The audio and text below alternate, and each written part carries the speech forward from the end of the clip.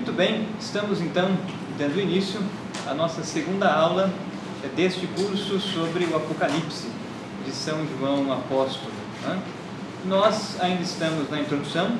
Na aula passada nós falávamos sobre o tópico número 1 da nossa apostila de introdução.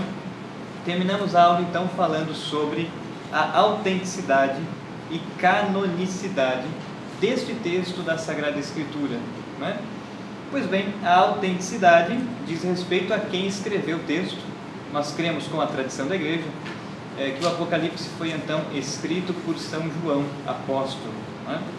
E a canonicidade diz respeito ao reconhecimento por parte da Igreja de que este é um texto inspirado por Deus e que, portanto, pertence à lista dos textos das Sagradas Escrituras, não é? Vimos então que o magistério da Igreja reconhece que este Apocalipse de São João faz parte, portanto, das verdades reveladas por Deus que foram postas por escrito, não é? Faz parte do cânon das Sagradas Escrituras. A título de curiosidade, nós tivemos, nos primeiros séculos de história da Igreja, outros apocalipses, não é? Nós tivemos, por exemplo, o Apocalipse de Tiago, escrito em copta, o Apocalipse de João, um outro Apocalipse de João, escrito também em grego, o Apocalipse de Pedro, escrito no Egito, em grego e etíope, o Apocalipse de Paulo e o Apocalipse de Apócrifon, escrito também em copta. Então nós tivemos outros textos intitulados Apocalipses. Todavia a Igreja não reconheceu a canonicidade destes textos, não é? Ou seja, não reconheceu que nestes livros se encontram verdades reveladas por Deus e, portanto, não entraram na lista dos textos das Sagradas Escrituras. Quem quiser consultar a lista dos textos apócrifos, são muitos. No nosso drive, dentro da pasta deste curso, nós temos um documento cujo título é História da Igreja Antiga 1. E lá, na página 13, começa então a lista vasta dos textos apócrifos, que são evangelhos, cartas, apocalipses, dentre outros, que a Igreja retirou do cânon das Sagradas Escrituras, não é? Então, a título de curiosidade. Numa primeira parte da aula de hoje, então, nós vamos continuar a introdução a este curso e depois, uma vez concluída a introdução, começaremos já a leitura e análise do capítulo 1 do livro do Apocalipse. Vamos retomar então nossos estudos do tópico número 2 da nossa apostila de introdução, cujo título é Lugar e Data de Composição. Pois bem, o lugar onde este texto foi escrito é controverso. Alguns afirmam que São João escreve o texto do Apocalipse ainda em Patmos. Outros argumentam que não, que São João teria escrito o Apocalipse em Éfeso. E a data da composição, os biblistas estão mais ou menos de acordo em colocar a data de composição do Apocalipse por volta do ano 95 da era cristã. Vamos então ver os argumentos prós e contra estes dados. Diz então o texto da nossa apostila, não é? No princípio do Apocalipse, referem-se às circunstâncias em que o agiógrafo recebe a revelação divina. Então aqui nós temos uma citação de Apocalipse 1, versículo 10. Eu, João, vosso irmão e companheiro na tribulação, na realeza e na paciência em Jesus Cristo, encontrava-me na ilha de Patmos por causa da palavra de Deus e do testemunho de Jesus. Num domingo, caindo em êxtase, ouvi atrás de mim uma voz forte como de trombeta. E o texto segue. Patmos é uma pequena ilha do mar Egeu, do grupo das Hespórades. Pois bem, nós sabemos que o apóstolo João foi o último dentre os 12 apóstolos a morrer. Não foi martirizado, morreu naturalmente, mas São João apóstolo foi exilado então na ilha de Patmos. Como nós também apontávamos na aula passada, Patmos fica ali ao sul de Samos, onde viveu Pitágoras de Samos, não é? A noroeste de Rhodes, onde viveu Andrônico de Rhodes, que foi o editor das obras de Aristóteles. Então nós estamos no mundo helênico, no mundo grego, não é? São João foi então deportado exilado, foi preso na ilha de Pátmos. E isso aconteceu no tempo do imperador Domiciano. Domiciano, Tito Flávio Domiciano, foi imperador de Roma dentre os anos de 81 a 96. Assumiu como imperador no dia 14 de setembro do ano de 81, da era cristã, e morreu no dia 18 de setembro de 96. Se São João Apóstolo foi exilado, foi preso, foi mandado para Pátmos neste tempo, nos tempos de Domiciano, então ele foi exilado dentro desta época, entre os anos 81 a 96. Se São João escreve o Apocalipse no exílio, o texto é dessa data, até o ano de 96, da era cristã. E ele teria escrito então na ilha de Pátmos, sendo prisioneiro. O que a maioria dos biblistas não concorda muito, porque no fim das contas, o versículo 10 do capítulo 1 de João põe o verbo no passado, encontrava-me na ilha de Pátmos, e num domingo, entrando em êxtase, teve uma visão. Nós sabemos que após Domiciano foi imperador de Roma Nerva. E o imperador Nerva governou Roma dentre os anos de 96 a 98. E Nerva concedeu uma anistia geral aos prisioneiros. Então nós sabemos que São João sai do exílio e volta para Éfeso dentre estes anos, dentre 96 a 98. Vamos supor que Nerva tenha assumido então em 96 e tenha demorado um pouco para escrever o decreto de anistia geral. Vamos pensar que isso levou talvez um ano, um pouco mais, para que esse decreto chegasse às províncias romanas. E talvez São João tenha saído de Pátmos por volta de 97. Um pouco mais, um pouco menos. Ele volta então a Éfeso e teria escrito o Apocalipse em Éfeso por volta então destes anos, 97, 98, um pouco depois. A maioria dos teólogos concordam com essa versão, que São João teria escrito este texto em Éfeso, depois da anistia, depois de ter saído do seu exílio, por volta então do ano 97, 98. Nós sabemos com certeza que São João morreu depois do ano 98, porque Tertuliano testemunha que São João morreu nos tempos do imperador Trajano. Trajano foi imperador de Roma dentre os anos 98 a 117. Portanto, ficou aí 19 anos no poder. Segundo a tradição da igreja, São João morre em Éfeso, morre nos tempos do imperador Trajano, então depois do ano 98. Então existe aqui uma controvérsia. Não sabemos ao certo se o texto do Apocalipse foi escrito em Pátmos ou foi escrito depois em Éfeso. Mas sabemos que o texto foi escrito por volta destas datas, entre os anos 95 a 97 da era cristã, seja em Pátmos, seja em Éfeso. Pois bem, um pouco mais à frente na nossa apostila o texto vai dizer: Santo Irineu julga que o texto foi escrito no fim da época de Domiciano, pelo ano 96. Mário Vitorino, no século III ou fins do século II, escrevia que o imperador Domiciano enviou São João para o desterro, tornando-o recluso na ilha de Pátmos.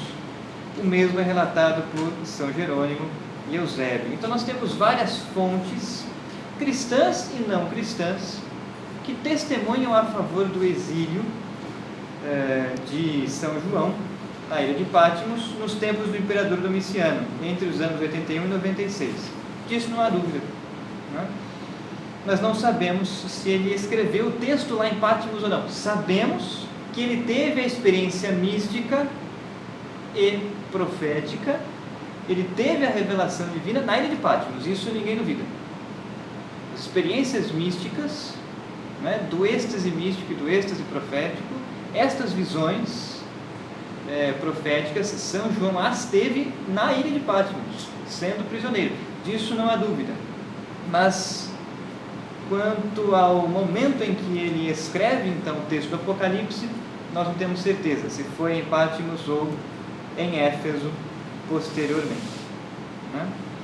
Alguns julgam que São João teria nascido por volta do ano 9, 10 e teria morrido por volta do ano 103, 104 da era cristã, um pouco mais, um pouco menos. Nós sabemos que no Museu Britânico, por exemplo, nós temos um códice do Evangelho de São João em grego, datado do ano 120. É o mais antigo, no Museu Britânico. Esse códice está no Museu Britânico, é um texto em grego do Evangelho de São João, dos mais antigos, muito próximo do apóstolo, não é? Muito próximo. Se não foi o próprio João quem escreveu, mandou escrever, é uma cópia, talvez, do original, não é?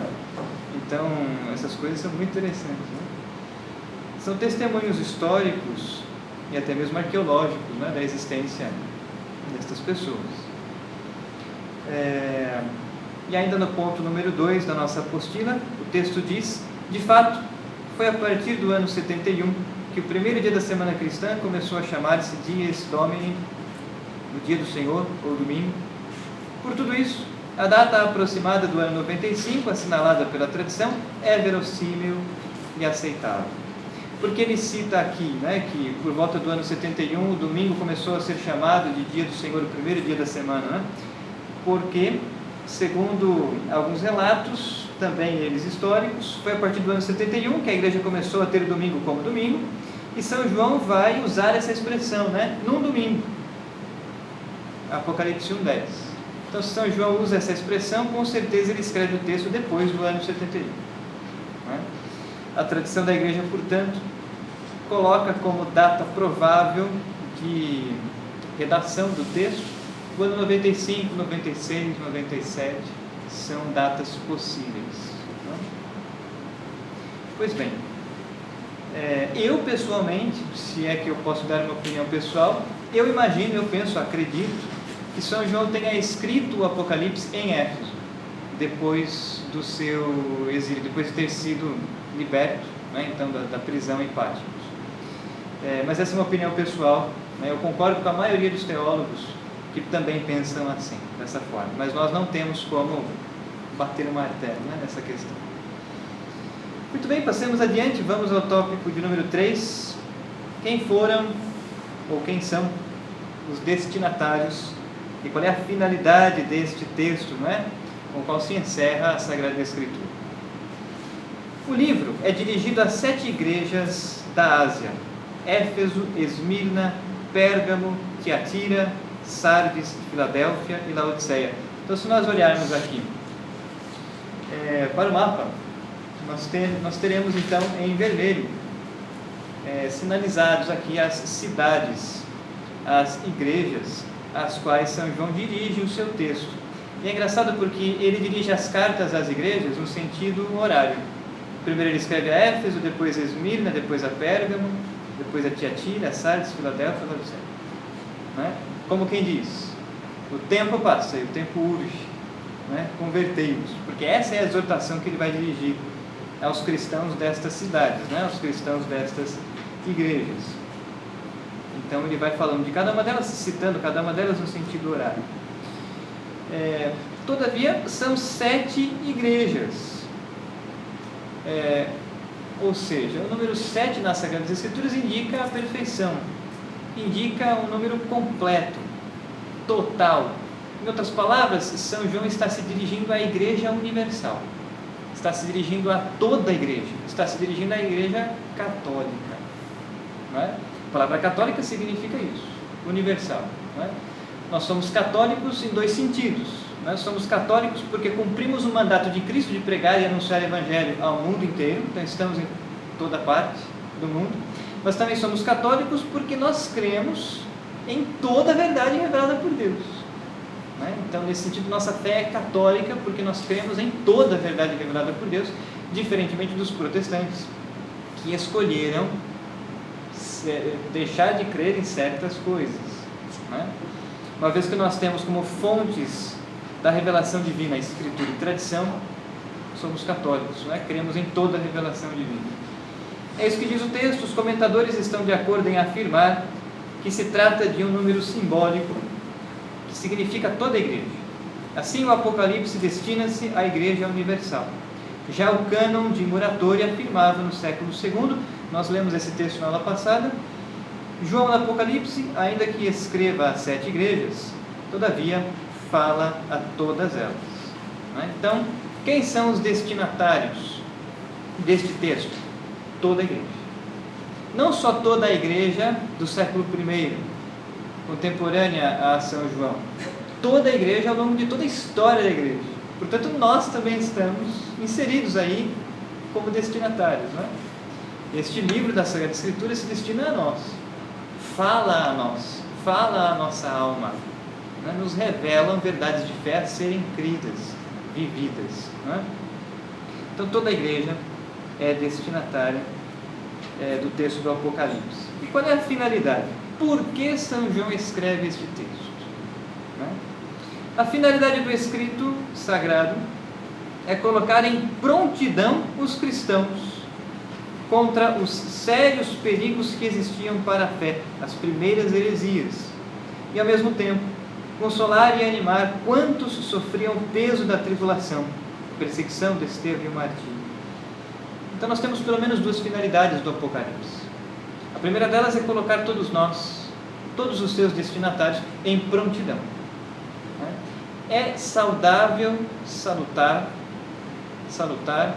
vivermos numa certa tensão escatológica. A igreja, ao longo de todos os séculos, é chamada a viver essa tensão escatológica. O que eu quero dizer com tensão escatológica? Vivermos na iminência do Senhor, que ou vai nos chamar por meio da morte corporal, ou virá, rasgará os céus e descerá, para realizar o juízo final. Mais cedo ou mais tarde, uma dessas 2 coisas vai acontecer com todos nós. Então, nós que estamos ainda vivos nesta vida terrena, nós que ainda estamos peregrinando enquanto igreja militante, haveremos de nos encontrar um dia como justo juiz. Portanto, São João escreve para colocar a todos os cristãos em prontidão, para que se convertam, para que se arrependam dos seus pecados, para que abandonem o pecado e vivam a virtude. Prontidão significa isso, prontidão significa vigiai e orai. Prontidão significa vigilância escatológica. Ao mesmo tempo, prontidão significa estar vigilante contra as primeiras heresias que já começavam na época de São João.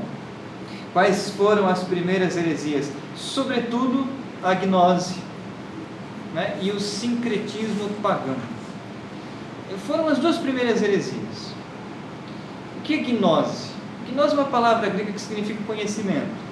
Então, nos primeiros séculos, já desde o século I, nós tivemos os gnósticos,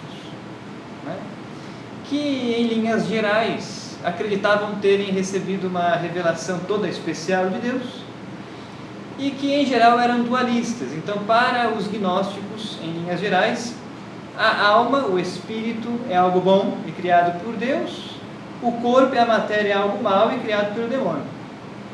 Então, desprezavam o corpo e enobreciam a alma. E, portanto, a cristologia gnóstica afirmava que o Verbo de Deus não teria se encarnado exatamente, mas teria assumido um corpo. E aí começam todas as confusões, as heresias, que vão desembocar numa cristologia errada, numa soteriologia errada, numa antropologia errada.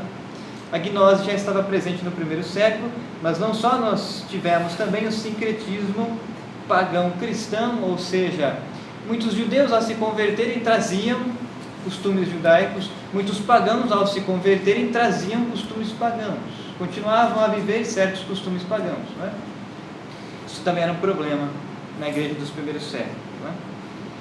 Se todos nós somos destinatários do Apocalipse, nós podemos também pensar que devemos estar em prontidão escatológica, mas que também devemos estar em prontidão para lutarmos contra as heresias contemporâneas. Mas nós as temos. Como temos? A rodo nós as temos. Poderíamos citar aqui a teologia da libertação. É uma heresia dos nossos dias. Uma desgraça. No seio da igreja. Nós poderíamos citar aqui a teologia amazônica, heresia dos nossos tempos, heresia dos nossos dias, não tenho dúvida.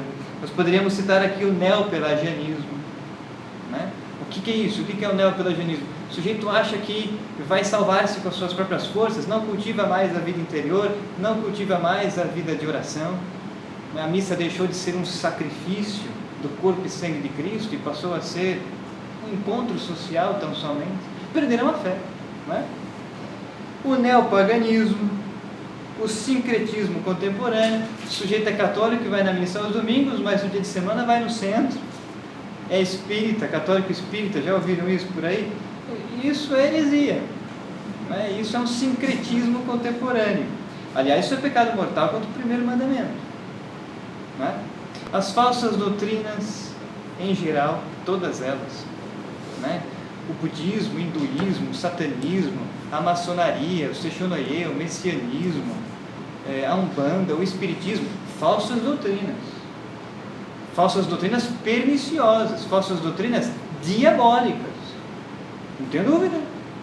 Quem está por detrás dessas coisas é o demônio, para fazer perder as almas, é claro que não é para salvá-las, né? Então o sincretismo contemporâneo está aí presente, é uma das heresias contra as quais nós devemos lutar, sem dúvida alguma, né? O gnosticismo contemporâneo, dentre outras, para citar aqui talvez as principais, né? Estamos aí vivendo a polêmica toda da campanha da fraternidade, devemos nos posicionar contra, sim, ideologia de gênero, devemos nos posicionar contra, sim, esses sujeitos que pretendem adorar os astros, adorar a natureza e colocá-la no lugar de Deus. Contra, essa não é a doutrina católica.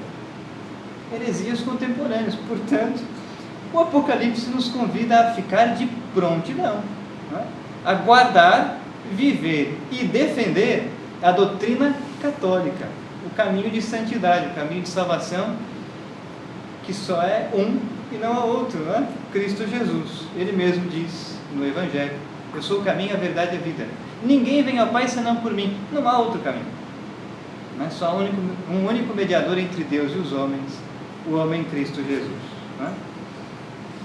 Mas além disso, além de colocar-nos de prontidão, a segunda finalidade do Apocalipse é também consolar e animar quantos sofrem a tribulação, naquela época e ao longo de toda a história da igreja até hoje. Naquela época os cristãos eram perseguidos, eram desterrados, eram presos, eram mortos, martirizados, seus bens eram confiscados. Né? Meus irmãos, não esperemos outra coisa, né? Se somos cristãos, devemos agir como Cristo. E quem vive como Cristo é luz, e a luz brilha nas trevas, e as trevas não a compreenderam, e por isso a perseguiram. Se perseguiram a Cristo, também perseguirão a nós. Portanto, o Apocalipse pretende consolar estas pessoas, né? Quer do século I, quer ao longo de toda a história da igreja, né? Tais sofrimentos provinham de dentro da própria igreja, as heresias, e também as perseguições desencadeadas pelos romanos e pelos judeus naquela época, pelo mundo pagão hoje em dia, pela sociedade, pelo Estado pagão hoje em dia. O Estado nos persegue no momento em que nos impõe certas prerrogativas contrárias à fé católica. O aborto, o divórcio, o casamento homossexual, todas essas coisas ferem a moral, a fé e a moral católicos, né? São coisas contra as quais nós lutamos. E por que lutamos? Lutamos para defender a verdade, lutamos para defender o Evangelho por amor a Cristo, e justamente porque lutamos, seremos perseguidos. Bendito seja Deus, não é? Se somos perseguidos por amor a Cristo, bendito seja Deus, não é? Como nosso Senhor nos prometeu no Evangelho, nos é reservada uma coroa de glória no céu, não é? Então, o livro do Apocalipse tem estas duas finalidades: nos colocar de prontidão, mas também nos consolar, no fim das contas, nos dar a esperança cristã. A esperança cristã nos faz ter os olhos no céu, na Jerusalém celeste, né? Na cidade de Deus. Não esperemos recompensas para esta vida terrena, não é? Porque Cristo não nos prometeu felicidade e alegria nesta vida terrena, não é? Cristo não nos prometeu prosperidade, prazeres, poder, fama, riqueza para essa vida terrena, né? Nós olhamos para Cristo e enxergamos um homem crucificado. Nós olhamos para Cristo e enxergamos um homem pobre, casto, obediente, perseguido, ultrajado, cuspido e crucificado.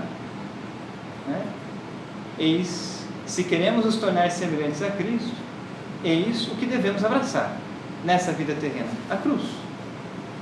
Portanto, o Apocalipse nos consola no momento em que nos aponta para a esperança da Jerusalém celeste. Esperança virtude teologal, esperança verdadeiramente cristã. Pois bem, passemos adiante e entremos agora no tópico de número 4 e falemos um pouco sobre o gênero literário do Apocalipse. Nós estamos na página 3 da nossa apostila de introdução, número 4. O Concílio Vaticano II, em conformidade com o ensino do Santo Padre Papa Pio XII, recorda que para conhecer o que querem dizer os autores sagrados, há que ter em conta, entre outras coisas, os gêneros literários, ou seja, que tipo de obra querem escrever, histórica, profética, poética, etc. E que formas de dizer empregam, segundo o seu tempo e a sua cultura. Quem interessar-se por estudar um pouco mais sobre isso, pode ler o texto do Vaticano II, a Dei Verbum, que é uma constituição dogmática, dogma, do Concílio Vaticano II, que trata justamente sobre a revelação divina, e isso que estamos ora falando está no parágrafo 12 da Dei Verbum, que é um texto muito importante. O Concílio diz: para descobrir a intenção dos agiógrafos, quem são os agiógrafos? São os autores sagrados, os autores verdadeiramente inspirados por Deus, pelo carisma da revelação divina. Para descobrir, portanto, a intenção dos agiógrafos, devem-se levar em conta, entre outras coisas, também os gêneros literários, pois a verdade é apresentada e expressa de maneiras diferentes nos textos, que são de vários modos históricos, proféticos ou poéticos, ou nos demais gêneros de expressão. Então, identificar e explorar o gênero literário de uma obra da Sagrada Escritura é fazer a exegese. Aliás, nós não fazemos esse trabalho apenas nos textos da Bíblia, nos textos de filosofia, nos textos históricos. Nós fazemos esse trabalho, identificar o gênero literário e explorá-lo, a fim de que possamos então fazer uma exegese, entender o texto a partir do contexto do qual ele foi escrito, entender o texto a partir da cultura daquele agiógrafo, daquele autor sagrado, para então extrair, compreender o que esses autores quiseram expressar, no seu sentido literal. Este princípio supracitado precisamos aplicar especialmente ao Apocalipse, pela peculiaridade do livro e da linguagem que emprega, tão distante da nossa mentalidade. Então, neste livro da Escritura, nós temos aqui o gênero apocalíptico. É assim que costumamos chamar o gênero literário do Apocalipse, o gênero apocalíptico, que em suma é uma profecia. Afirmávamos já na aula passada, o Apocalipse é o único texto profético contido no Novo Testamento. O gênero apocalíptico apresenta basicamente dois traços principais. Então, basicamente, nós poderíamos dizer que o Apocalipse contém um primeiro traço: o tema dos últimos tempos, quando triunfará o bem e será aniquilado o mal. Então, essa é a primeira característica que define o gênero literário do Apocalipse, ou gênero apocalíptico. Aqui nós trazemos, então, o tema dos últimos tempos, o tema do final dos tempos, da escatologia final, quando triunfará o bem e será aniquilado definitivamente o mal. Então, nós temos aqui um texto profético que nos aponta para a segunda vinda de Cristo, quando Nosso Senhor vier em glória, para realizar então o juízo final e estabelecer definitivamente o seu reino. A segunda característica deste gênero literário apocalíptico é o recurso a simbolismos do reino animal, da astronomia, de expressões numéricas, etc. Então nós vamos encontrar no Apocalipse muitos símbolos, muitas alegorias, nem sempre fáceis de serem interpretadas, mas que contêm uma verdade revelada por Deus sobre o final dos tempos, sobre a parousia, sobre a segunda vinda de Cristo. Né? Por isso que o Apocalipse pretende nos preparar, enquanto igreja. Nos preparar para quê? Para a segunda vinda de Cristo, quando nosso Senhor vier em glória. E algumas pessoas ficam aterrorizadas com essa coisa, né? O nosso Senhor virá, rasgará os céus, e começam a entrar em desespero, e começam a pensar, o mundo vai acabar, e desesperam-se. Nada disso. Né? Essa não é a postura de quem tem fé. Né? Quem tem fé, e mais ainda quem tem maturidade na vida interior, quem tem maturidade na vida de fé, espera com alegria o Senhor que virá. O Senhor virá e nos salvará. O Senhor virá e definitivamente vai instaurar o seu reino. Então nós devemos gritar, não é? Como o apóstolo Paulo, e como também o livro do Apocalipse se encerra, Maranatá, vem Senhor Jesus. Né? Vem logo. Não é? E como diz São Pedro também, que a santidade da nossa vida apresse o Senhor. Não é? E Ele logo virá. Se Ele não veio ainda, é porque Ele está nos dando tempo para que nos convertamos. Porque imagine você, se o Senhor rasgasse os céus e viesse hoje, agora, quem de nós se salvaria? É só fazer um ligeiro exame de consciência, olhar para dentro de si e identificar se temos ou não temos pecados mortais. Se temos, não é? Ainda nós precisamos de tempo para que nos convertamos. Então, se o Senhor não veio ainda, Ele está agindo de misericórdia para conosco, vai dizer São Pedro na sua primeira carta. Não é? Mas então que a santidade da nossa vida apresse o Senhor, que nos convertamos, não é? Porque o tempo urge, é urgente a realização da obra da nossa conversão, não é? E podemos aproveitar o tempo quaresmal que estamos vivendo, né, para que realizemos então a obra da nossa conversão. Basicamente essas duas características definem então o gênero apocalíptico. Afirmamos o Apocalipse é uma profecia. Lembremos ligeiramente o que é uma profecia. Com o Padre Antônio Rui Marim, nós afirmávamos na aula passada que profecia é um fenômeno do conhecimento, é um milagre intelectual. A profecia engloba um duplo elemento: um conhecimento intelectual sobrenatural, portanto infundido por Deus na mente, no caso de São João Apóstolo, e a manifestação desse conhecimento, no caso a toda a igreja. Ora, a profecia pertence-lhe propriamente à revelação de futuros contingentes. Então, quer dizer, o profeta anuncia o futuro. O profeta anuncia agora, no presente, o que vai acontecer daqui a um certo tempo. Não sabemos exatamente quanto tempo. Não dá para ficar lendo o Apocalipse e contando, né, os anos ou contando os fatos históricos. Não dá para ter esta clareza de detalhes ou essa precisão de detalhes.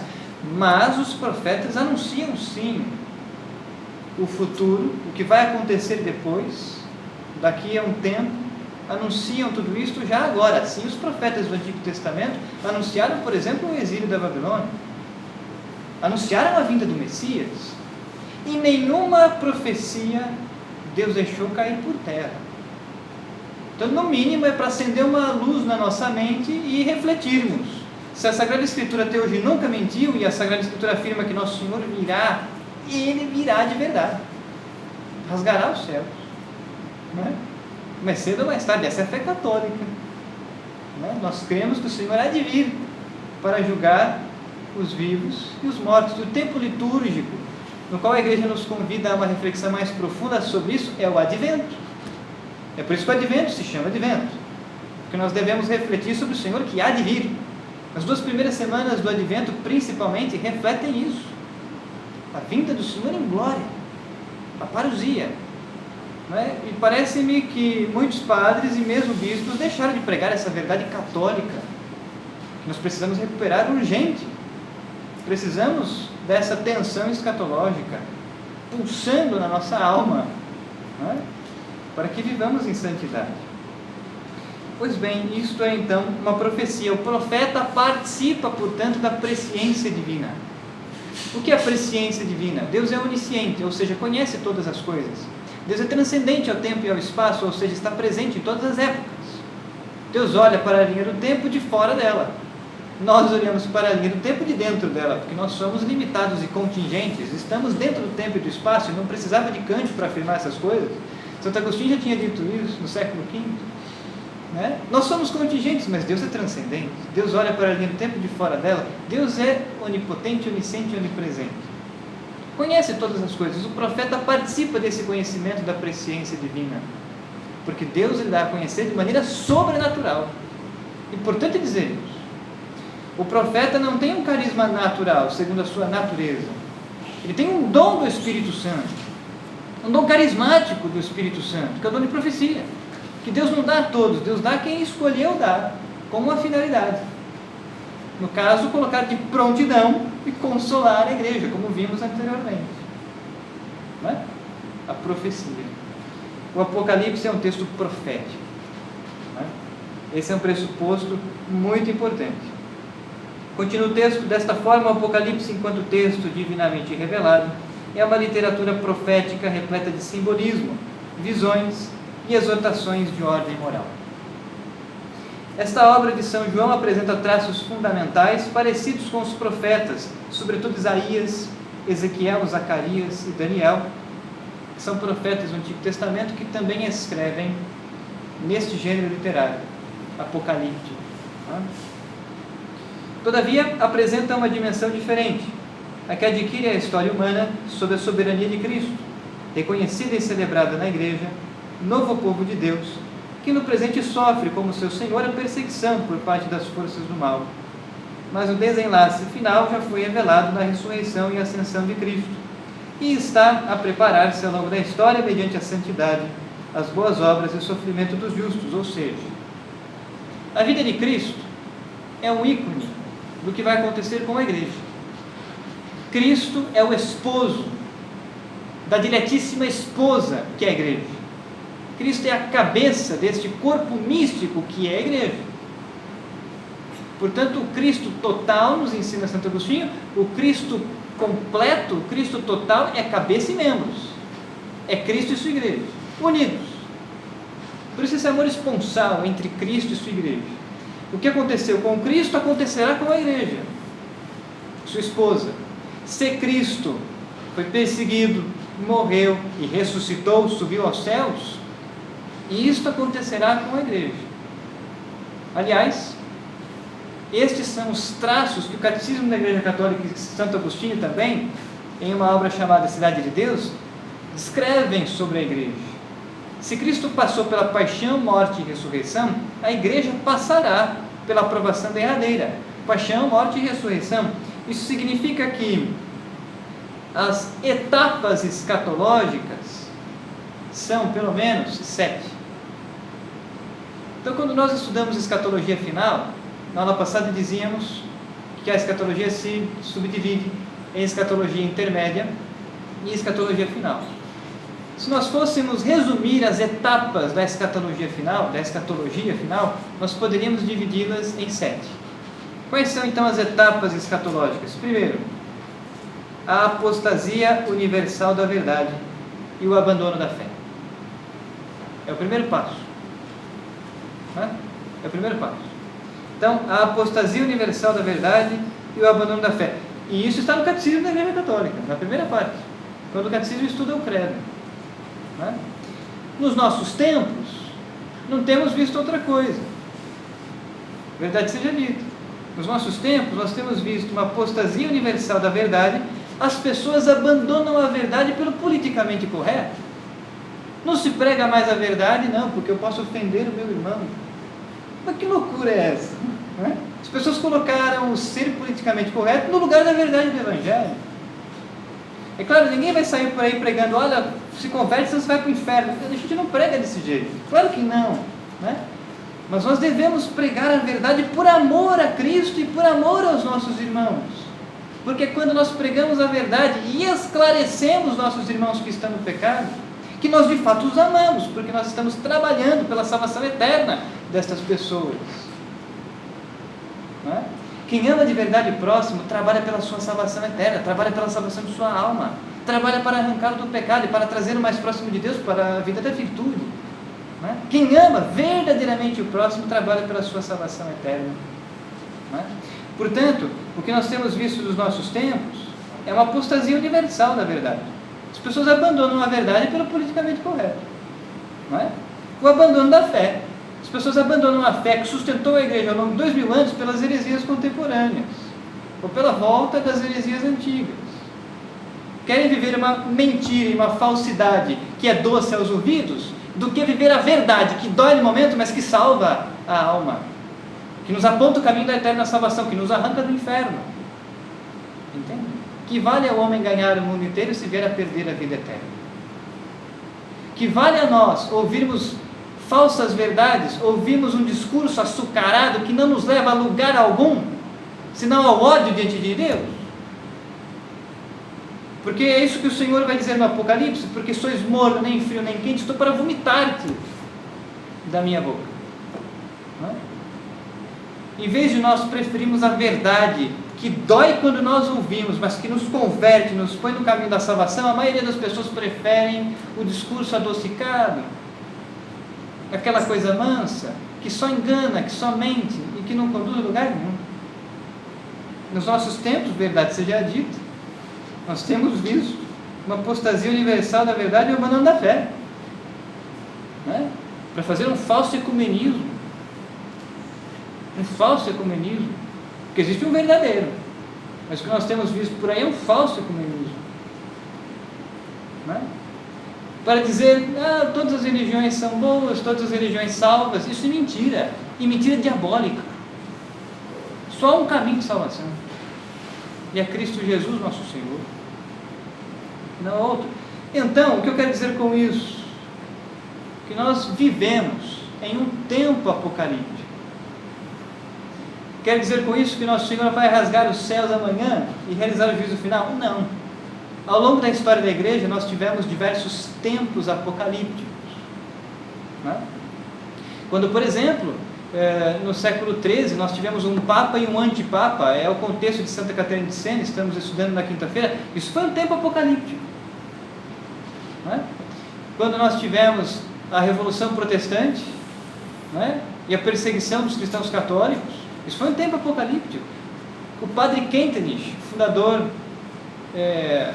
da Mãe Peregrina, das missionárias, né, do movimento da Mãe Peregrina, o padre Kentenich viveu na Alemanha pós-Segunda Guerra. E ele escreve nos seus livros sobre educação, ele foi um grande educador, ele escreve, estamos vivendo um tempo apocalíptico.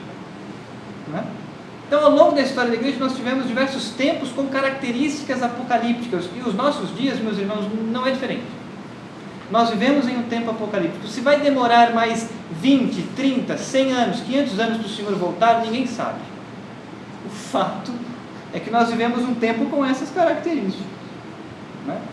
Que minimamente nos leva a viver numa tensão escatológica mais intensa, né?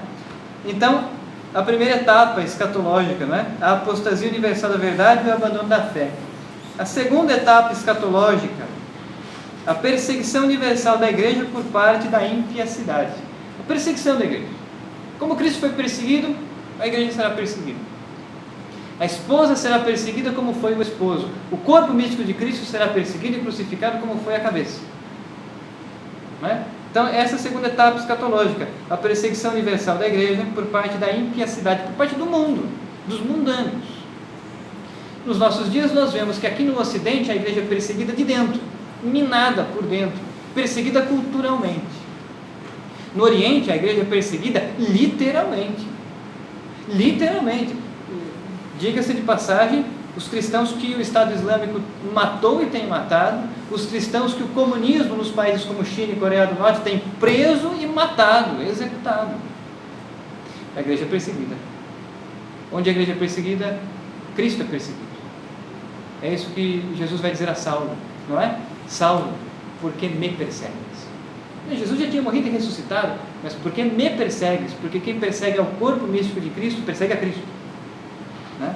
Então é a segunda etapa escatológica. A terceira etapa é um breve momento de paz e segurança. E aqui os teólogos se dividem. Não sabemos se esse breve momento de paz e segurança será para os cristãos ou será para a ímpia cidade, que irá declarar agora a paz e segurança, porque instauramos nossos planos no mundo inteiro? Não é? A quarta etapa escatológica é a parousia. Por isso que Jesus diz no Evangelho: quando o Filho do Homem vier, será que ainda encontrará fé sobre a terra? Porque Jesus voltará quando ninguém estiver esperando, ou seja, quando a maioria tiver perdido a fé. É a parousia, então. Dizem os santos doutores e a teologia da igreja que a parousia é um conjunto de eventos. Então, na parousia nós vamos ver cessar o movimento do céu, cessar o movimento dos astros, do planeta, da lua, do sistema solar. Essa é a opinião comum dos doutores da igreja, como é Santo Agostinho, São Tomás de Aquino e como é também a postura do magistério da igreja. Vamos ver cessar o movimento do céu, a segunda vinda de Cristo, quando Ele vier em glória, a ressurreição dos mortos, justos e injustos, santos e réprobos, para que então aconteça a quinta etapa escatológica, o juízo final. Então, no juízo final, Cristo então receberá os santos na glória do seu reino, e os santos serão glorificados no corpo e na alma, né? Mas pelo juízo final, os réprobos serão condenados ao inferno no corpo e na alma, junto com os demônios, né? Então os santos homens e os santos anjos estarão com Deus nos novos céus, na nova terra. Os maus homens, os maus anjos, ou seja, os demônios, serão lançados ao inferno, definitivamente. A sexta etapa escatológica é a conflagração deste mundo material imutável, ou seja, o mundo que nós contemplamos por ora, o universo, o espaço, o cosmos, o material que nós conhecemos hoje, será extinguido. E então nós temos a sétima e última etapa escatológica.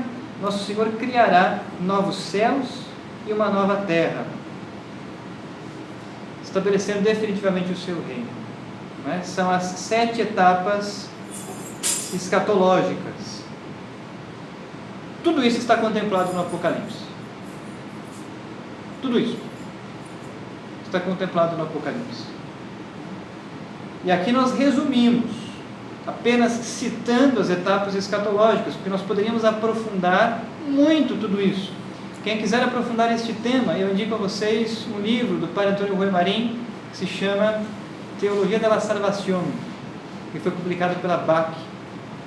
Só está em espanhol, nós não temos esse texto em português. E lá o Padre Antônio Ruy Marín explica as etapas escatológicas e explica também o que são todas essas coisas, o que é a visão beatífica, o que é o céu, o que é o inferno, né? Ele explica a escatologia intermédia e a escatologia final, né? Pois bem, é disso então que se trata o Apocalipse. É uma profecia, o Apocalipse é uma profecia sobre tudo isso, né? Pois bem, voltando para o texto de introdução, o texto continua dizendo então, né?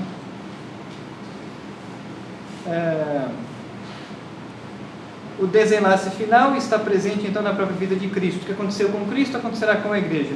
No fim, chegará o triunfo definitivo de Cristo e a exaltação da igreja no mundo novo, onde já não haverá pranto nem dor. Assim, o Apocalipse de João apresenta um forte apelo à conversão e à urgência de um compromisso com Deus.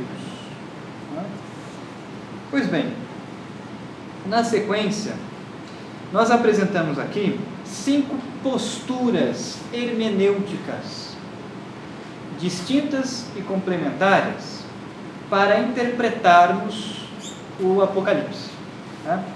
Ainda dentro do número 4, ainda dentro do gênero literário, tá? Então nós temos pelo menos 5 posturas literárias que podemos adotar se queremos interpretar o Apocalipse. Então, a primeira delas é a opinião crítica. O que dizem os teólogos alinhados com essa postura da opinião crítica?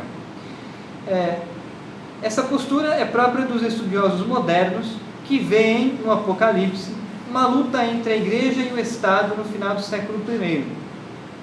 De fato, isso está no Apocalipse. O Apocalipse descreve, sim, uma luta entre a Igreja católica nascente e o Estado contemporâneo, que é o Estado romano, né?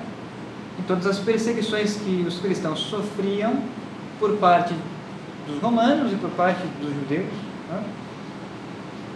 Então, essa opinião crítica, essa postura hermenêutica ou abordagem interpretativa do Apocalipse, ela existe e é importante, mas não é a única, né? Uma segunda postura hermenêutica é a visão preterista, defendida pelos teólogos que veem no Apocalipse uma descrição do fim e do cumprimento das esperanças do Antigo Testamento. Então, para esses teólogos, o Apocalipse descreve que o Antigo Testamento, a Antiga Aliança, terminou e começou a nova e eterna aliança em Cristo, né? E ponto. Em geral, os teólogos modernos, sem espiritualidade, os teólogos modernos de mentalidade mundana, muitas vezes ficam apenas com essas duas chaves de leitura, apenas com essas duas posturas hermenêuticas, e dizem então que o Apocalipse é um livro histórico que relata fatos que já aconteceram no passado, a luta entre a Igreja e o Estado, e só, né? Essa postura dos teólogos contemporâneos de mentalidade mundana está errada. A postura não condiz, portanto, com o magistério da Igreja. Estas posturas hermenêuticas, da opinião crítica, da visão preterista, fazem parte de uma interpretação correta do Apocalipse, mas nós não podemos ler o Apocalipse apenas com base e fundamento nelas, como se não existisse nenhuma profecia ali, como se não existisse nenhuma verdade de fé relacionada à escatologia, né? Fazer isso, desligar o Apocalipse da escatologia, é ir contra a interpretação do magistério da Igreja ao longo de todos estes séculos, né? Uma terceira postura hermenêutica é a visão historicista, né? A visão historicista afirma que o livro do Apocalipse oferece um panorama da vida da Igreja no decorrer de sua caminhada pela história. Esta é a postura hermenêutica própria dos padres da Igreja, da patrística em geral, da patrologia, dos autores dos primeiros séculos da história da Igreja, do século I até o século VII, no Ocidente. Então, estes teólogos afirmam que o Apocalipse oferece um panorama da vida da Igreja, da esposa de Cristo, do corpo místico de Cristo, no decorrer de sua caminhada pela história, ao longo dos séculos. Ou seja, o Apocalipse é uma profecia do que vai acontecer na história da Igreja, das diversas etapas pelas quais a Igreja passará ao longo de sua história até a consumação final. As sucessivas visões do livro corresponderiam, portanto, aos sucessivos estágios da peregrinação da Igreja no mundo. Portanto, o conteúdo do Apocalipse abrange toda a história da salvação, e não apenas um ou outro ponto particular da história. Essa é a opinião dos padres da Igreja em geral. Então, o Apocalipse quer contemplar todas as etapas da história da Igreja. Uma quarta postura hermenêutica é a visão idealista. Então, os teólogos desta postura dizem que no Apocalipse encontramos uma dramatização das intermináveis batalhas da vida espiritual. Então, essa luta pelo cultivo da vida interior, essa luta que nós devemos travar, luta ascética, não é? Contra a tentação, contra o pecado mortal, o pecado venial, contra o mundo, o demônio e a carne, esta luta para cultivar as virtudes, para obedecer a Deus, para crescer nas virtudes, crescer na graça, na virtude e no mérito. Então, essa é a visão idealista. Os teólogos desta postura veem no Apocalipse um combate interior, né, do sujeito que luta para cultivar a vida de santidade, da vida interior. E por último, então, uma quinta postura hermenêutica é a visão futurista, que interpreta o livro do Apocalipse como uma prévia do fim da história, do julgamento final e da derrota definitiva do mal, né? Se os teólogos de mentalidade mundana ficam apenas com a primeira e a segunda postura, esvaziando, portanto, o Apocalipse do conteúdo profético, isso é um extremo da coisa. Um outro extremo da coisa são os fideístas. Os fideístas, para os quais tendem muitos teólogos sedivacantistas. Verdade seja dita, nós temos dois extremos. Nós temos por um lado os progressistas, nós temos por um lado os teólogos marxistas, temos por um lado essas pessoas que querem esvaziar o Evangelho do conteúdo sobrenatural. Por outro lado, nós temos no outro extremo os fideístas e os teólogos sedivacantistas, que dizem que a sé está vacante, que não reconhecem o Papa Francisco como Papa. Isso também está errado. Isso também está errado. Que dizem que o Concílio Vaticano II não valeu de nada e que ali não há interpretação sobre a graça e a moção do Espírito Santo e que a sé está vacante. Isso é uma postura errada também. Não é? Os fideístas ficam somente com essa postura hermenêutica. Ou seja, querem ler o Apocalipse e ver as cenas dos próximos capítulos. Não é? E traçar ali uma distância temporal e traçar ali interpretações mirabolantes e precisas que não dá para fazer. Moral da história: nós não podemos ficar com nenhuma destas posturas hermenêuticas isoladas umas das outras. Nós precisamos interpretar o Apocalipse primeiro no seu contexto e em comunhão com os outros textos das Sagradas Escrituras. Nós precisamos interpretar o Apocalipse em comunhão com o magistério da igreja, ouvindo o que os santos doutores já nos ensinaram sobre esse texto, ouvindo o que a igreja nos ensina sobre estes textos. E nós precisamos interpretar o Apocalipse partindo de uma visão integrada de todas essas perspectivas que as posturas hermenêuticas distintas nos oferecem. Então nós precisamos usar de todas elas. Né? Todas elas têm alguma verdade. Né? E se queremos interpretar corretamente o Apocalipse, precisamos extrair o que há de verdade em cada uma delas e não nos pautando somente numa de maneira extrema. Senão nós cairemos no erro, né? E fugiremos à interpretação do magistério da igreja. Pois bem, terminamos então nossa breve análise sobre o gênero literário, né? Eu costumo dizer que sempre fica muito mais para ser dito do que aquilo que falamos, porque dá sempre para aprofundar muito mais. Todavia não temos tempo útil para isso, né? Falemos agora de como podemos dividir metodologicamente nossos estudos do texto do Apocalipse. Então nós vamos deixar a apostila de introdução um pouco de lado e nós iremos usar agora a apostila de comentários aos textos do Apocalipse. Então aqui, na apostila de comentários, nós utilizamos o esquema que Scott Hahn apresenta aqui neste livro, né? As cartas de São João e o Apocalipse, os cadernos de estudo bíblico. Então esse esquema que nós colocamos aqui na apostila, ele foi extraído daqui, da página 63, pelo menos aqui segundo a minha edição. É exatamente este o esquema, mas nós fizemos subdivisões, acrescentamos subdivisões a este esquema, subdivisões estas que foram feitas pela Bíblia de Navarra. Então nós completamos uma coisa com a outra, né? E portanto nós podemos dividir metodologicamente o Apocalipse em 4 partes. Dividir o texto do Apocalipse em 4 partes significa dizer que existem pelo menos 4 momentos lógicos, distintos e complementares dentro do Apocalipse, né? E seguimos estes títulos. Então a primeira parte do Apocalipse é o que viste, é o capítulo 1, né? A primeira visão, a visão inaugural. A segunda parte do Apocalipse é aquilo que está acontecendo, é o texto que cobre o capítulo 2 e 3 do Apocalipse. São as cartas enviadas por São João às 7 igrejas. A terceira parte do Apocalipse, e a mais longa, é o que vai acontecer, são as visões escatológicas. Vai do capítulo 4 até o capítulo 22, versículo 5. E a quarta parte do Apocalipse é o epílogo, é o capítulo 22, versículos 6 a 21. 4 partes.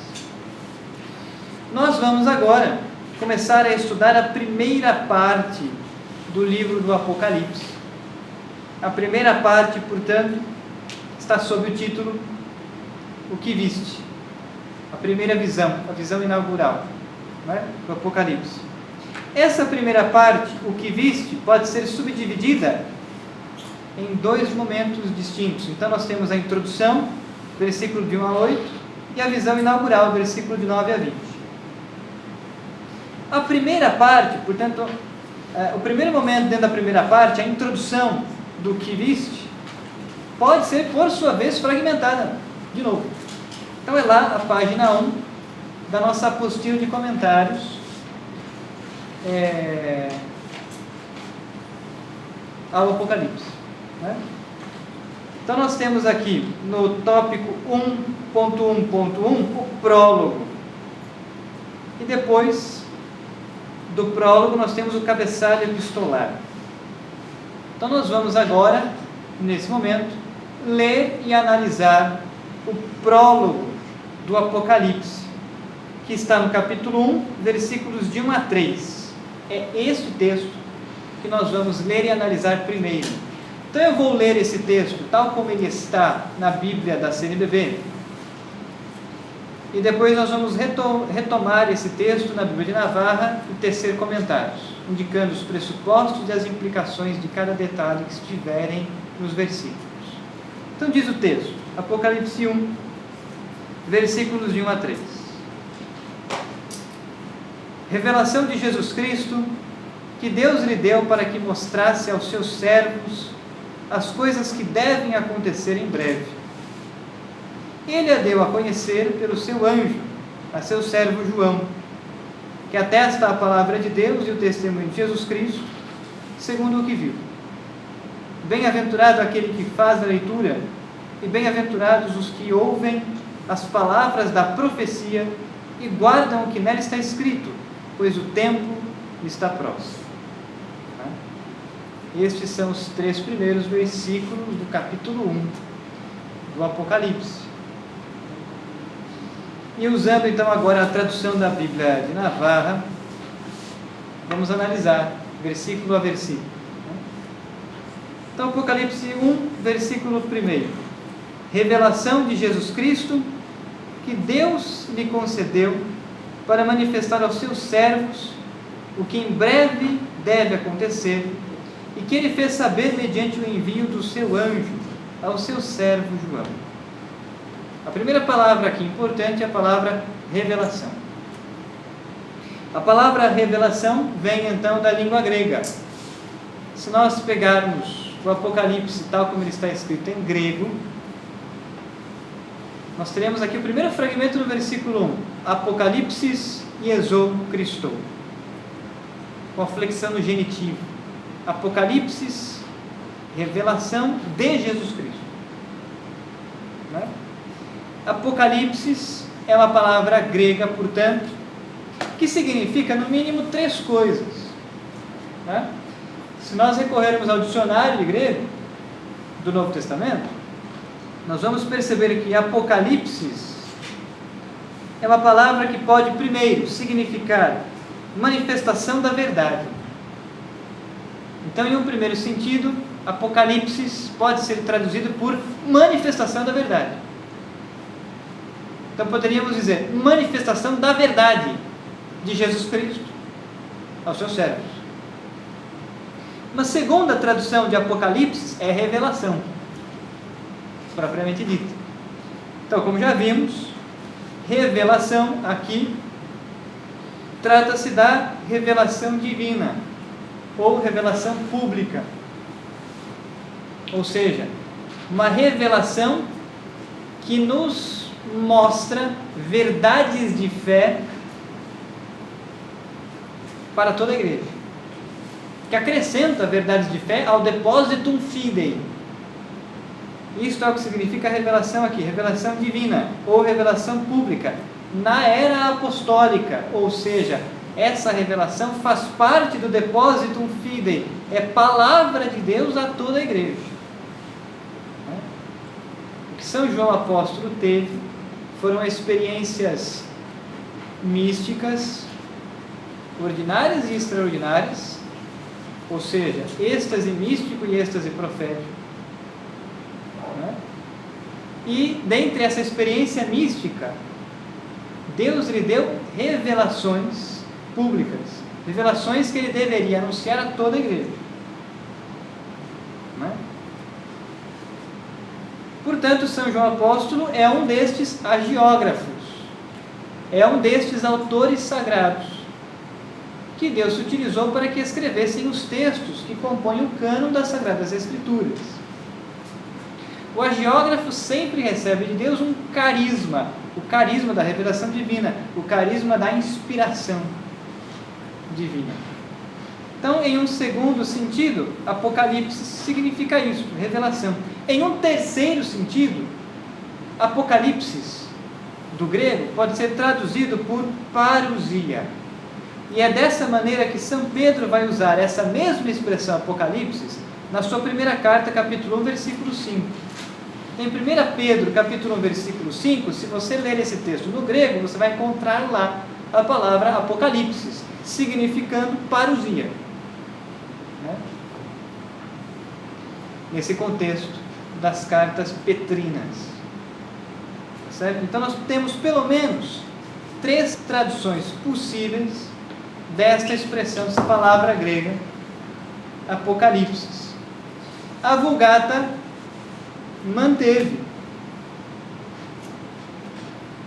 esta mesma palavra, apenas realizou a transliteração. Então, em latim nós lemos, não é? Apocalipse Jesu Christi. Apocalipse. Manteve a mesma fonética do grego. Então, revelação de Jesus Cristo, que Deus lhe concedeu para manifestar aos seus servos. Quem são os seus servos? Toda a igreja. Não é? Os seus servos significa aqui toda a igreja. Todos nós que somos igreja, todos nós que somos parte do corpo místico de Cristo, somos servos de Cristo. Nos colocamos a servir a Cristo e, portanto, obedecer à sua vontade. Essa revelação, portanto, de Jesus Cristo, Deus deu a ele para que ele a manifestasse aos seus servos, ou seja, a toda a igreja. Manifestasse aos seus servos o quê? O que em breve deve acontecer. Interpretação de texto mais básica possível, né? Então, essa revelação de Jesus Cristo, ele concedeu à sua igreja, aos seus servos, e essa revelação manifesta o quê? O que em breve deve acontecer. O que em breve deve acontecer? A vinda de Cristo em glória. A tensão escatológica. Portanto, o livro do Apocalipse trata do que em breve deve acontecer, trata do futuro. É uma profecia. Tá? É uma profecia sobre o quê? É uma profecia sobre a aprovação da igreja nos últimos tempos e a segunda vinda de Cristo para o juízo final. É uma profecia sobre o estabelecimento definitivo do reino de Deus neste mundo, a criação dos novos céus e uma nova terra, santos anjos e santos homens, e a condenação definitiva ao inferno dos maus homens e dos maus anjos, a cidade de Deus e a cidade do demônio. É aquilo que Jesus diz no Evangelho, que no fim dos tempos ele virá, né? Para separar o trigo do joio, recolher o trigo no seu celeiro, queimar o joio. É disso que se trata. O estabelecimento definitivo do seu reino, a cidade de Deus no céu, e da condenação ao inferno dos maus homens e dos maus anjos. É disso que se trata. Esta é a profecia do Apocalipse. E é a terceira vez que nós insistimos nisso, né? Em 2 aulas. Portanto, essa revelação de Jesus Cristo trata do que em breve deve acontecer. E que ele fez saber mediante o envio do seu anjo ao seu servo João. Então existe aqui uma certa hierarquia na revelação. A revelação parte de Deus. Essa revelação é dada a Jesus enquanto verbo encarnado, enquanto homem. Jesus dá esta revelação ao seu anjo. o anjo a transmite a João, João a transmite a toda a igreja. Então nós temos aqui, poderíamos chamar isso de etapas da revelação divina, etapas da revelação desta verdade escatológica, não é? É isso que está dito no texto. Revelação de Jesus Cristo, que Jesus recebeu de Deus e concedeu aos seus servos, mediante o envio do seu anjo ao seu servo João. Então nós temos aqui uma etapa. Deus confere a revelação a Jesus, enquanto verbo encarnado, enquanto homem. Jesus Cristo confere ao anjo, o anjo a João, João a toda a igreja. Não é? São etapas da revelação desta verdade escatológica.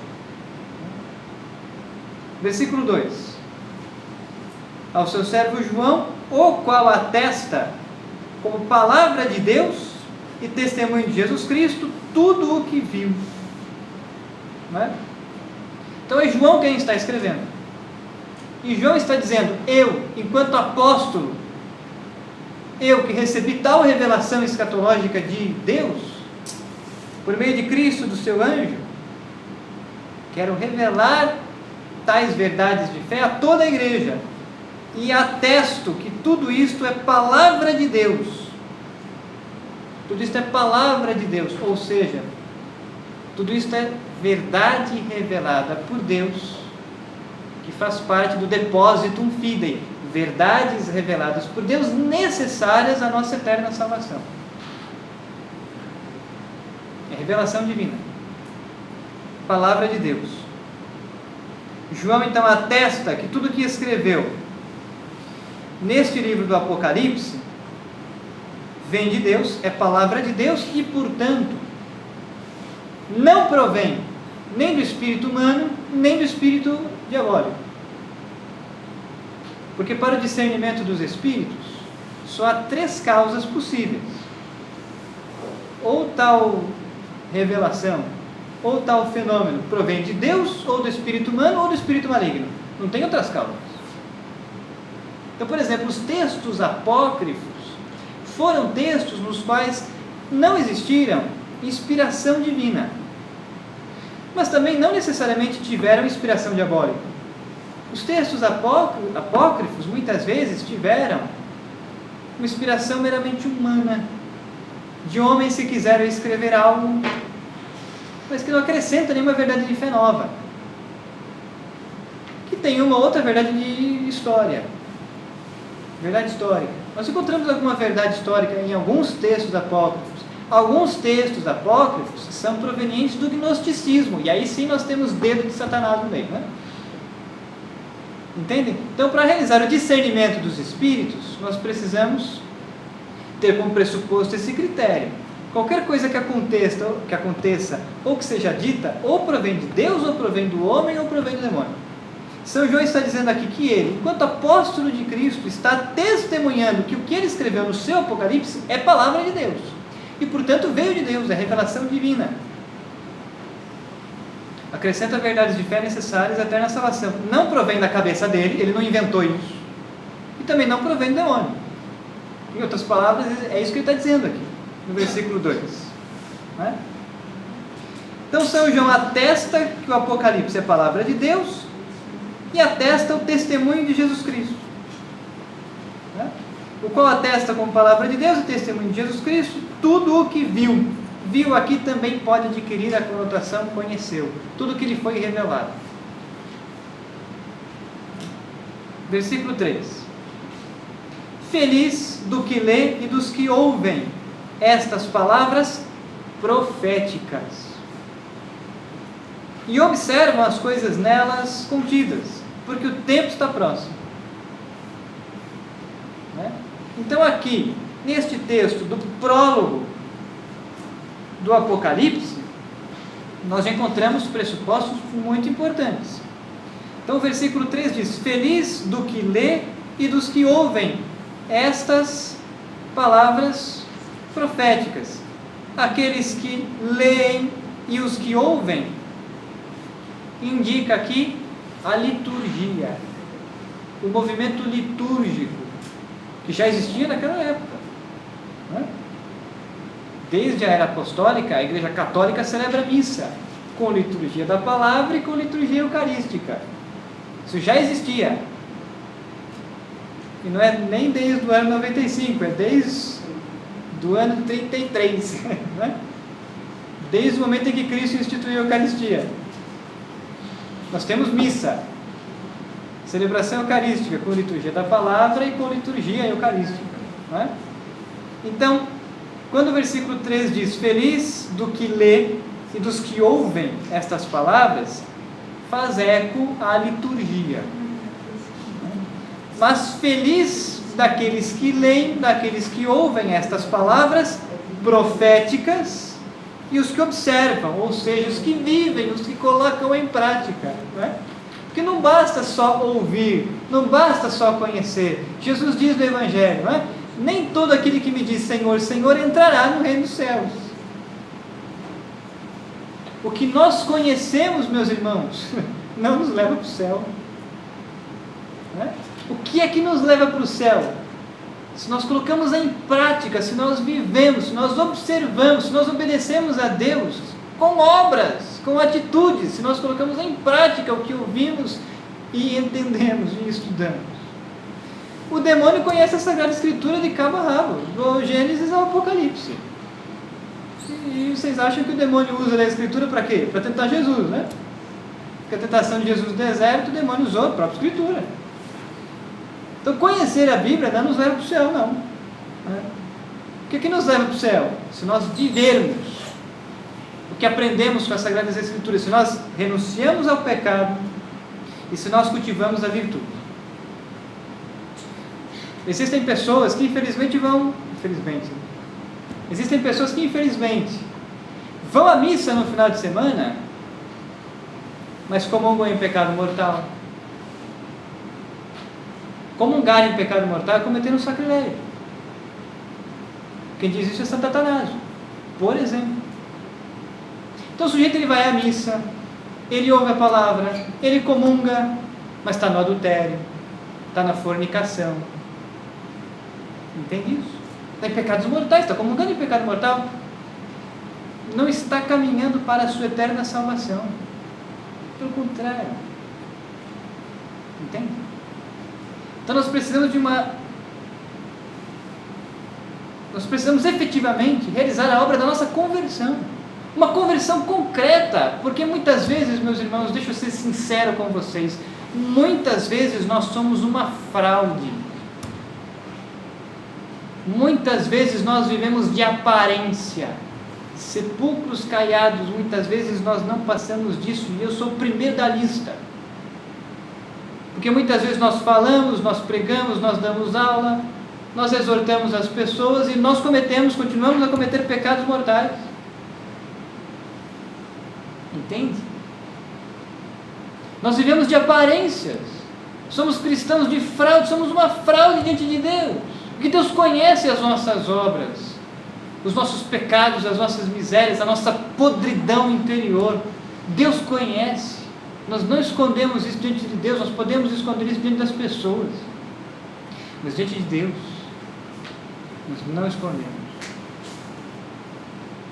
Muitas vezes vivemos como uma fraude, desculpe dizer, mas essa é a nossa verdade. E olhar para a nossa verdade é realizar o movimento do autoconhecimento em Deus e olhar para dentro de si. E ser honesto diante de Deus. Senhor, pequei. Preciso me arrepender, preciso me converter. Preciso observar estas coisas contidas, então, nessa profecia, na Tua palavra. Porque nem todo aquele que me diz Senhor, Senhor, entrará no reino dos céus. Mas todos aqueles que fazem a vontade do meu Pai que está nos céus, obedecem a Deus, todos aqueles que vivem a palavra. Jesus vai dizer no Evangelho: eis que chegará aquele dia e eu lhe dizer: Senhor, não foi em Teu nome que nós pregamos? Senhor, não foi em Teu nome que nós realizamos milagres? Senhor, não foi em Teu nome que nós trabalhamos e nos desgastamos? E Deus olhará para estes e lhes dirá: não vos conheço. Deus nos livre de tal coisa. Não? Por quê? Porque muitas vezes somos uma fraude. Porque muitas vezes aparentamos ser algo que não somos. Então, ou nós descemos a nossa verdade para apresentar a nossa verdade diante de Deus e pedir a Ele perdão pelos nossos pecados e nos convertermos concretamente, ou ficaremos à margem. E seremos como as virgens às quais faltaram-lhes óleo na lâmpada e não entraram para as núpcias do rei. Essa é a verdade, meus irmãos. Somente a verdade nos salvará. É isso que diz o texto. Feliz, bem-aventurado, não é? O que lê, o que ouve estas palavras proféticas e os que observam, os que vivem as coisas nelas contidas, porque o tempo está próximo. O tempo está próximo. A nossa vida terrena é como a erva do campo, que de manhã nasce e à tarde logo seca. Não é isso que diz o salmista? Quem haverá de contar os nossos dias? Quem dará ao nosso coração sabedoria? Eis que a nossa vida terrena é qual a erva do campo, que de manhã nasce e à tarde logo seca. Quantos anos já vivemos? Quantos anos ainda nos restam? Não sabemos. Sabemos que é pouco, bem pouco. O tempo está próximo, os tempos estão abreviados. E o tempo da nossa conversão é agora. Agora é hora de nós fazermos um bom exame de consciência e buscarmos um sacerdote para que confessemos os nossos pecados, sobretudo os pecados mortais. E nos convertamos. Conversão significa isso. Conversão significa mudar de mentalidade, abandonar o pecado, renunciar ao pecado, ter ódio ao pecado. Porque tem muita gente achando por aí que ser cristão é ser bonzinho com tudo e com todos. Meus irmãos, nós não devemos ser bonzinhos com o demônio. Nós não devemos ser bonzinhos com a tentação. Nós não devemos ser bonzinhos com as heresias e com o pecado. O magistério da igreja nos ensinou ao longo de todos estes séculos, e isso também está no catecismo, que nós devemos nos arrepender dos nossos pecados e detestá-los. Porque os nossos pecados ofenderam a Deus e porque os nossos pecados nos fizeram perder tempo. Um tempo precioso que nós poderíamos estar lutando pela nossa eterna salvação, pelo cultivo da virtude para glorificar a Deus, e não o fizemos.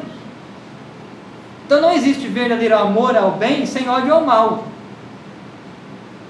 Não existe verdadeiro amor à verdade sem o ódio à mentira, sem a luta contra a mentira, a luta contra a falsidade, a luta contra o demônio, a luta contra o mundo, o demônio, a carne, os três inimigos da nossa eterna salvação, a luta contra o pecado, a luta contra estes pecados que se materializam em forma de divórcio, de ideologia de gênero, de casamento homossexual, desses pseudo-direitos que o mundo moderno tem conferido ao homem contemporâneo, e que vão contra os mandamentos de Deus.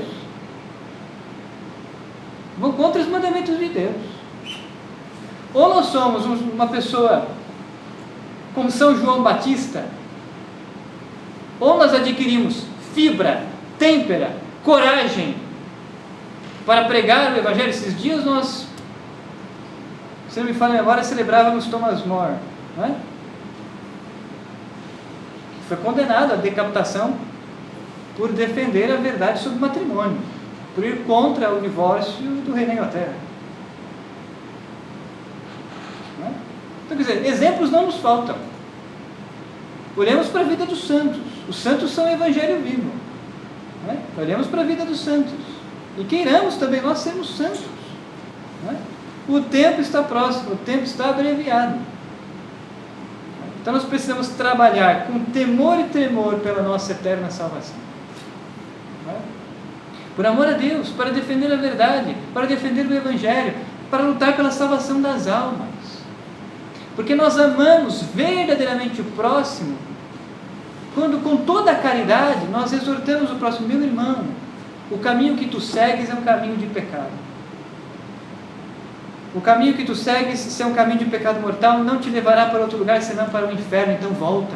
Volta porque Deus é imensamente misericordioso. Volta porque Deus lhe ama a ponto de entregar a vida no alto do madeiro da cruz pela tua eterna salvação. Porque essa foi a obra que Cristo realizou na cruz.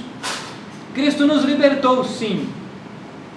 E essa é a verdadeira teologia da libertação, né? Cristo nos libertou da morte eterna, que é o inferno. Cristo nos libertou da escravidão a Satanás, que é o pecado, com a sua morte de cruz e ressurreição. Então volta porque Deus é imensamente misericordioso, volta porque Deus nos ama extremamente, a ponto de entregar a sua vida por nós na cruz. Vem fazer parte do reino de Deus, né? Mas para que possamos fazer parte do reino de Deus, é preciso renunciar ao pecado e obedecer a Deus, com um coração humilde, contrito, arrependido, né? Então ninguém aqui está dizendo que é preciso defender os moralistas, mas é preciso defender a verdadeira misericórdia divina. A misericórdia de Deus não alcança um coração orgulhoso. A misericórdia de Deus alcança e toca e frutifica em um coração contrito, humilde, arrependido. Não é? É disso que se trata.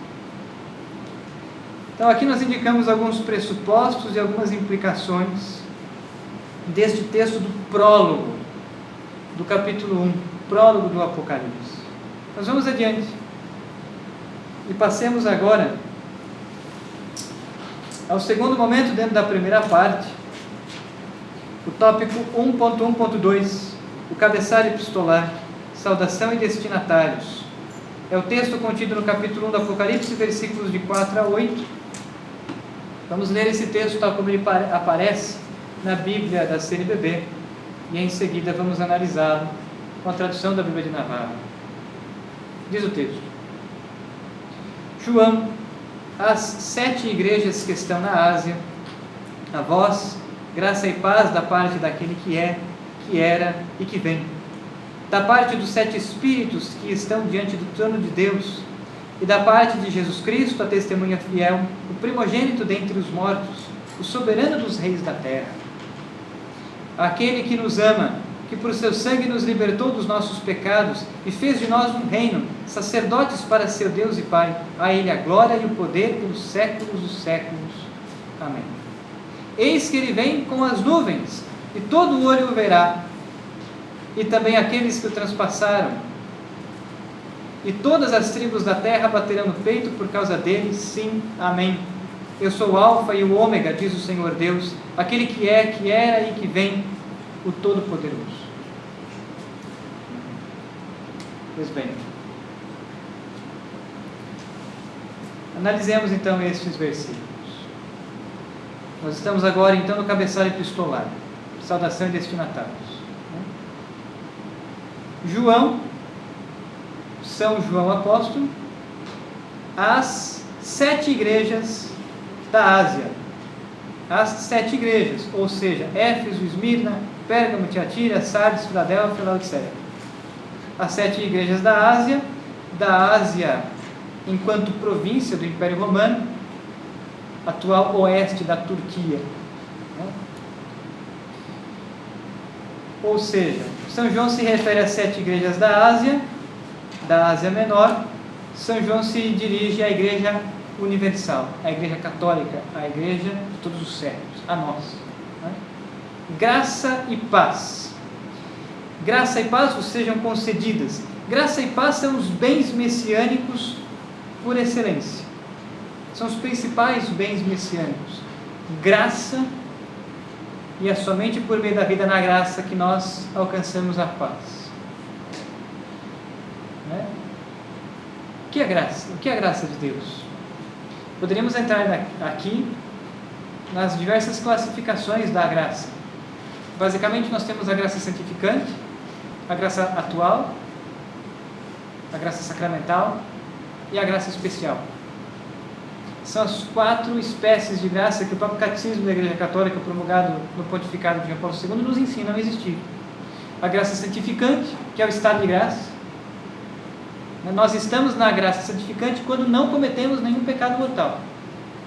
Permanecemos na graça santificante. E é somente quem permanece na graça santificante que pode comungar. Quem está em pecado mortal não pode comungar. Precisa antes arrepender-se e confessar-se. O sacramento da penitência nos devolve a graça santificante, uma vez que nos absolve da culpa e da pena eterna que o pecado mortal nos impôs. Né? A graça atual. A definição de graça atual é a seguinte: a graça atual é aquilo que ilumina a nossa inteligência e fortalece a nossa vontade. A graça atual é a moção do Espírito Santo que ilumina a nossa inteligência para que possamos entender o que Deus quer de nós e fortalece a nossa vontade para que consigamos obedecer a Deus e fazer a sua vontade. Porque, de novo, nós não somos pelagianos. O que dizia Pelágio? Pelágio foi um monge do século V, contemporâneo de Santo Agostinho, muito combatido por Santo Agostinho, cujos combates vão resultar nos tratados da graça de Santo Agostinho. Pelágio dizia que nós, pelas nossas próprias forças, conseguimos obedecer a Deus. Ele estava completamente enganado, porque depois do pecado original, na condição de queda, nós não conseguimos obedecer a Deus e efetivamente viver a virtude somente com as nossas forças. Precisamos do auxílio da graça, da correção da graça. Então o pecado original feriu a nossa natureza humana. E essa ferida necessita de uma correção, a correção da graça. Aliás, esse é o título de uma obra de Santo Agostinho, da correção e da graça. A graça corrige o que pelo pecado original nós perdemos. Então a graça atual, de modo particular, que é a graça momentânea, a graça santificante é um dom habitual. A graça atual, ela é numericamente distinta uma da outra, ela é pontual e momentânea. Ilumina a inteligência e fortalece a vontade. A graça sacramental são 7 sacramentos, e a graça especial, a graça de estado de vida, os carismas do Espírito Santo, os dons místicos extraordinários, que são graças especiais. Em resumo, no nosso drive nós temos uma apostila sobre escatologia e uma apostila sobre a graça, que depois podemos enviar a vocês. Então, graça e paz vos sejam concedidas à igreja, não é? Porque somente a graça pacifica o nosso interior, reordenando o homem, santificando-nos. E vos sejam concedidas por aquele que é, que era e que há de vir, pelos 7 Espíritos presentes diante de seu trono e por Jesus Cristo. Aqui está a Santíssima Trindade. Então, graça e paz vos sejam concedidas, a vós, igreja, por aquele que é, que era e que há de vir, Deus Pai, pelos 7 Espíritos presentes diante do seu trono, o Espírito Santo e os seus dons ordinários, e por Jesus Cristo, o Verbo encarnado. As 3 pessoas da Santíssima Trindade. Pelo Deus unitrino, graça e paz vos sejam concedidas. Essa expressão, aquele que é, que era e que há de vir, aponta para a eternidade de Deus e faz eco a Êxodo do capítulo 3, versículo 14. Quando Moisés pede a Deus o seu nome, e Deus responde: eu sou aquele que é, Yahvé. Ou seja, sou eterno. Não tenho começo e não tenho fim. A eternidade de Deus significa isso. Deus é uma substância simples, eterno, imaterial, imutável. Eterno significa não tem começo, não tem fim. Transcende, está fora do tempo e do espaço, porque Ele é o Criador do tempo e do espaço, porque também o tempo e o espaço são criaturas. História é uma criatura de Deus. Aquele que é, que era e que há de vir é uma expressão que pode tanto significar a eternidade de Deus e que significa também a pessoa de Deus Pai. Né? Pelos seus 7 Espíritos presentes diante do seu trono. Os 7 Espíritos faz eco aqui ao texto de Isaías capítulo 11, versículos de 1 a 3. Então, se nós pegássemos aqui o texto do profeta Isaías, é o texto que nós lemos na liturgia do Crisma. Não é? Isaías 11, versículo 1 e 2 diz: um ramo sairá do tronco de Jessé, o renovo brotará de suas raízes, sobre ele há de pousar o Espírito do Senhor, Espírito de sabedoria e inteligência, Espírito de conselho e fortaleza, Espírito de conhecimento e temor do Senhor. No temor do Senhor estará o seu prazer. Fala do Messias, no qual habitará os dons ordinários do Espírito Santo. As nossas traduções em português geralmente são feitas da Septuaginta, do texto em grego. E nós temos aqui enumerados 6 dons do Espírito Santo, né? Sabedoria, inteligência, conselho e fortaleza, Conhecimento do temor do Senhor, no temor do Senhor encontrará ele o seu prazer. 6. Por que então nós falamos que existem 7 dons do Espírito Santo, 7 dons ordinários do Espírito Santo? Porque nós vamos encontrá-los na Vulgata. Na Vulgata de São Jerônimo, se nós pegarmos o texto latino, nós encontraremos aqui, então, a enumeração dos 7 Espíritos, ou seja, dos 7 dons ordinários do Espírito Santo. Então, aqui na Vulgata diz o seguinte, né? Et requiescet super eium spiritus Domini, spiritus sapientiae et intellectus, spiritus consili et fortitudinis, spiritus scientiae et pietatis, et replebit eium spiritus timoris Domini. Né? São 7 dons do Espírito Santo. Então, os padres da igreja sempre viram aqui os 7 dons ordinários do Espírito Santo, mas também a própria pessoa do Espírito Santo. Né? Nesse texto do Apocalipse. O que são os dons ordinários do Espírito Santo? Ora, os dons ordinários do Espírito Santo elevam ao grau heróico a vivência das virtudes. Nós alcançamos virtudes quando somos auxiliados pela graça atual, uma vez estando na graça santificante. Agora, só conseguimos viver virtudes heróicas quando os dons ordinários do Espírito Santo nos movem e nos impulsionam a realizar com perfeição, de maneira heróica, as obras das virtudes. Lembram-se, seremos salvos pelas obras que nós realizamos. Obras de virtudes. As virtudes são obras. Né? É viver a palavra de Deus. Então, aquele que é, que era e que há de vir, Deus Pai, pelos 7 Espíritos presentes diante de seu trono, o Espírito Santo, e por Jesus Cristo, o Verbo encarnado. As 3 pessoas da Santíssima Trindade. Jesus Cristo é a testemunha fiel, o primogênito dos mortos, o príncipe dos reis da terra. Por que Cristo é a testemunha fiel? Porque nele se cumprem as promessas feitas por Deus no Antigo Testamento. Ele é a testemunha fiel da aliança de Deus com os homens. No seu sangue agora, nova e eterna aliança. Porque ele é o primogênito dentre os mortos. Já ouviram essa expressão? Essa expressão vai ser usada pelo apóstolo Paulo nas suas cartas, antes de João escrever o seu Apocalipse. O Apocalipse é o último texto a ser escrito do Novo Testamento. Não é? O que significa isso?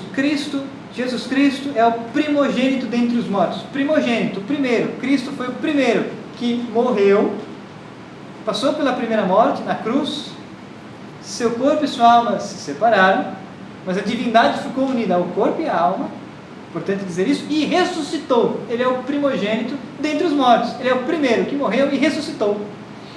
Ninguém ressuscitou antes dele, né? Ele é o primogênito dentre os mortos. Ele é o primeiro que, ao morrer, ressuscitou, e sua ressurreição é a causa da nossa ressurreição. Né? Ele é também o príncipe dos reis da terra, e essa expressão aponta para o senhorio de Cristo e o seu poder judiciário sobre todos os reinos da terra. Né? Pois bem, vamos terminar o versículo 6, e com o versículo 6 nós terminamos também a aula de hoje. Né? Então, Jesus Cristo é a testemunha fiel, o primogênito dos mortos, o príncipe dos reis da terra, aquele que nos ama. Então, Cristo é aquele que nos ama. Por que nos ama? Que pelo seu sangue nos libertou dos nossos pecados. Então, aqui é o mistério pascal. Pelo seu sangue significa paixão, morte e ressurreição. É a cruz de Cristo e os frutos desta árvore da vida. Cristo nos ama e demonstrou que nos ama, entregando sua vida por nós no alto do madeiro da cruz, pela nossa redenção, pela nossa eterna salvação, nos libertando, portanto, da escravidão a Satanás, que é o pecado, da morte eterna, que é o inferno. Não é? Pelo seu sangue nos libertou dos nossos pecados. De fato, essa é a verdadeira teologia da libertação. É disto que Cristo veio nos libertar. Da escravidão a Satanás, que é o pecado, da morte eterna, que é o inferno. E Cristo, então, entregando sua vida por nós, no alto do madeiro da cruz, em sacrifício, porque nos ama. E aí nós compreendemos que amar é sacrificar-se. Né? Existe também hoje no mundo moderno um falso conceito de amor. Amor é fruir, é gozar do que o outro pode me dar, gozar do prazer que o outro pode me dar. É puro egoísmo. Caridade, amor. Se queremos aprender a amar, precisamos olhar para Cristo. E o que Cristo fez? Entregou sua vida em sacrifício por amor a nós. Assim o esposo entrega sua vida em sacrifício pela esposa. Assim a esposa entrega sua vida em sacrifício pelo esposo. Assim os pais entregam sua vida em sacrifício pelos filhos, para educá-los, para dar de comer, de vestir. Assim o sacerdote entrega sua vida em sacrifício, atendendo as pessoas em confissão, celebrando a missa, orientando, conduzindo as pessoas para a salvação eterna. Assim os religiosos dão sua vida em sacrifício pelos conselhos evangélicos de castidade, pobreza, obediência, trabalhando para a santificação da igreja, nos seus diversos carismas, nas ordens, congregações e institutos existentes na igreja. Os 3 estados de vida são chamados a amar como Cristo amou. Amai-vos uns aos outros assim como eu vos amei. Não é esse o mandamento? Eis que eu vos dou um mandamento novo. Não é? Esse é o mandamento novo. Versículo 6.